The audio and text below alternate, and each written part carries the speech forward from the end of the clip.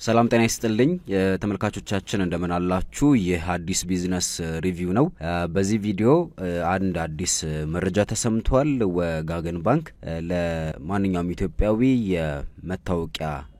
ካርድ ብቻ በመመልከት ብድር መስጠት የሚችልበትን አሰራር መዘርጋቱን ይፋ አድርጓል ይሄንን መረጃ እንመለከታለን ማለት ነው ባንኩ የዘረጋው ይሄ አዲስ አሰራር ምንድነው እንዴት ነው የሚሰራው የሚለውን ከባንኩ የተገኘውን መረጃ ነው ጠቅለል አድርገን የምንመለከተው ማለት ነው እንግዲህ ወጋገን ባንክ ይፋ እንዳደረገው ሁሉንም ያካትተም ፍታዊ የብድር አገልግሎት ለመስጠት የሚያስችለውን ስርዓት ዘርግቻለሁ ብሏል ይሄን እንግዲህ የገለጹት የወጋገን ባንክ ዲጂታል ባንኪንግ ኦፕሬሽን ዳይሬክተር የሆኑት አቶ ንጋሲ ፍስሐ ናቸው እንግዲህ እንደ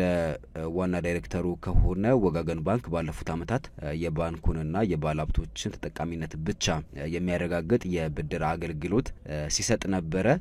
ታዲያ ይህ አሰራር ዝቅተኛ ኢኮኖሚ ደረጃ ላይ ያለውን የኢትዮጵያ ማህበረሰብ ተጠቃሚ ያላደረገ ነበር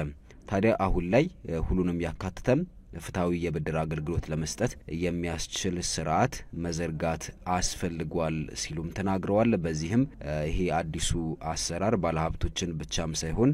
ማንኛውም በዝቅተኛ የኢኮኖሚ ደረጃ ላይ የሚገኘውን ማህበረሰብ በቀላሉ የብድር አገልግሎት ተጠቃሚ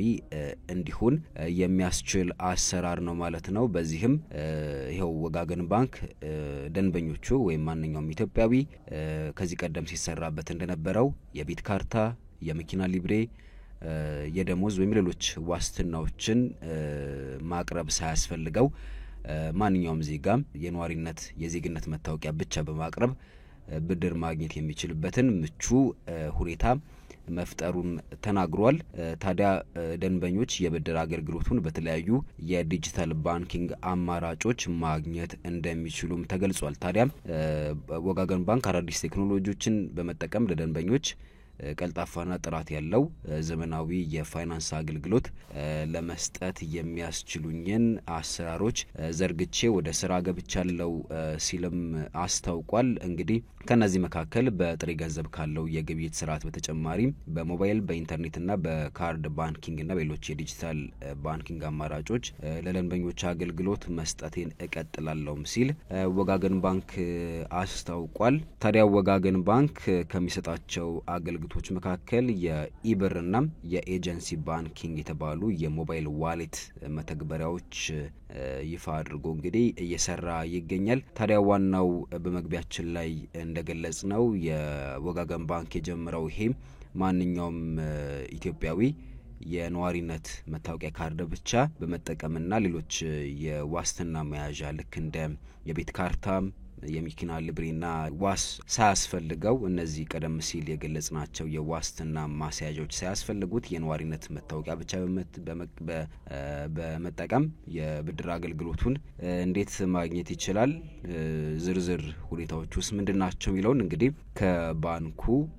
ዝርዝር መረጃ አካተን እንግዲህ በቀጣይ ቪዲዮ እንመለስበታለን ለአሁኑ እንግዲህ ወጋገን ባንክ ያለ መያዣ መታወቂያ የኗሪነት መታወቂያ ብቻ